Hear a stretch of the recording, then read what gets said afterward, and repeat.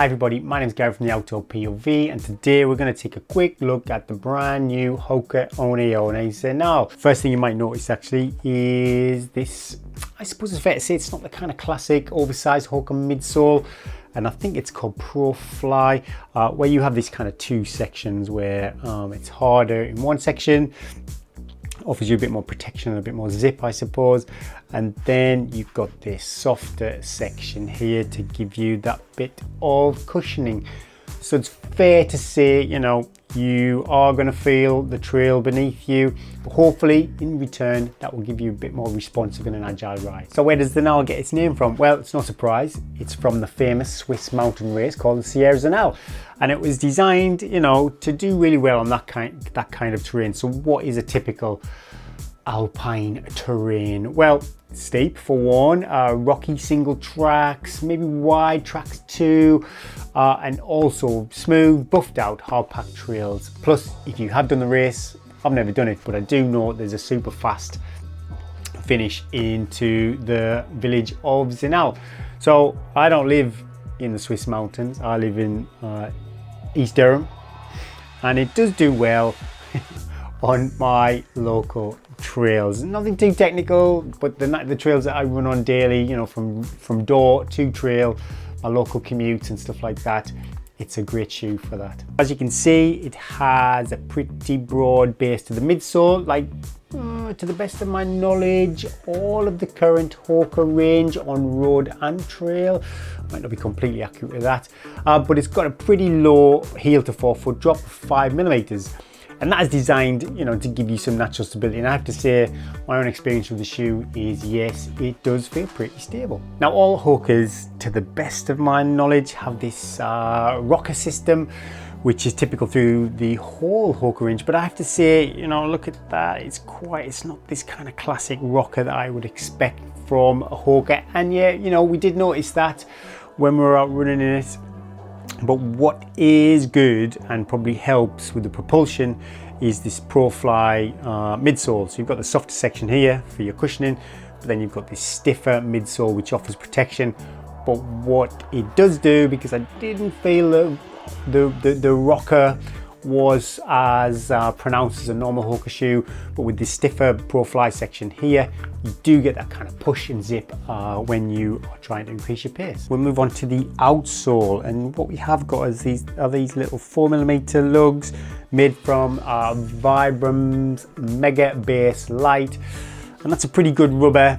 I don't think it's this kind of classic sticky rubber that you might see on maybe a VJ or a NV shoe, maybe some other brands, Butyl I think it's called. But yeah, you know, it does do pretty well on sticky surfaces. And 4mm lugs, they give you good grip on variety of surfaces. Sometimes when you get these massive, like say a mud claw for example, phenomenal in the wet and the mud. You hit some rocks with that. I'm not too sure if it's just the lugs or the type of material they use, but yeah, not great on rocky surfaces, wet rocky surfaces. So although, you know, on the flip side, these are not designed for the deepest sticky mud, but pretty good trails, you know, and if it is wet outside, it's not been a problem for me so far. Yeah, we'll talk a bit about the fit actually. You know, it is a pretty snug fit, maybe like something like the Torrent if you're looking for a comparison. It's definitely not an MV fit, and it's definitely not a, you know, Solomon fit, that real locked in fit that you'd expect from maybe an MV or a Solomon, but it's fine for me. I've got quite a broad foot. It's got a nice gusseted tongue in there, I'm not too sure if you can see, which keeps some of the debris out, which is a nice little feature, and I do see that on other shoes. It's not particularly unique to Hoka. Right, so for a UK 8, it's 242 grams, so pretty light. People do obsess about weight, and I'm pretty sure I read or saw on YouTube that weight really only becomes a factor if you're looking at, say, 300 grams and above. So you've got a whopping 60 grams below before you hit, well, all relative to what size shoe you take, to be honest, what size shoe you wear. But yeah, roughly 60 grams before you need to start worrying about that. So the lower lug depth, I suppose, does give the shoe more of a racing feel, and you know, you can use them from road to trail. I wouldn't have a problem at all using these as my commute shoe. However, you know, it's not designed for that. I don't think it's been designed as an everyday shoe.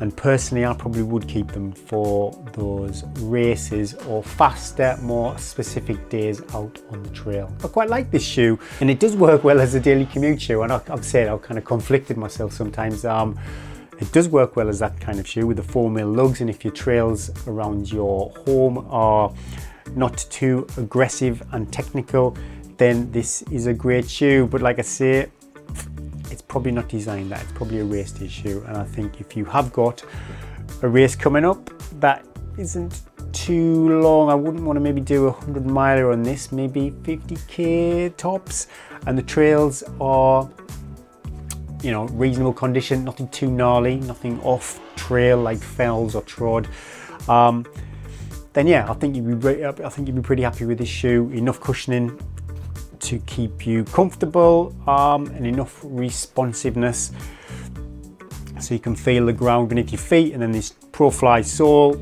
enough push forward too. So yeah, all around pretty happy with this shoe, and I hope you are too. Thanks for watching, everybody. I really hope you enjoyed this show. Thanks for Northern Runner for supporting this channel.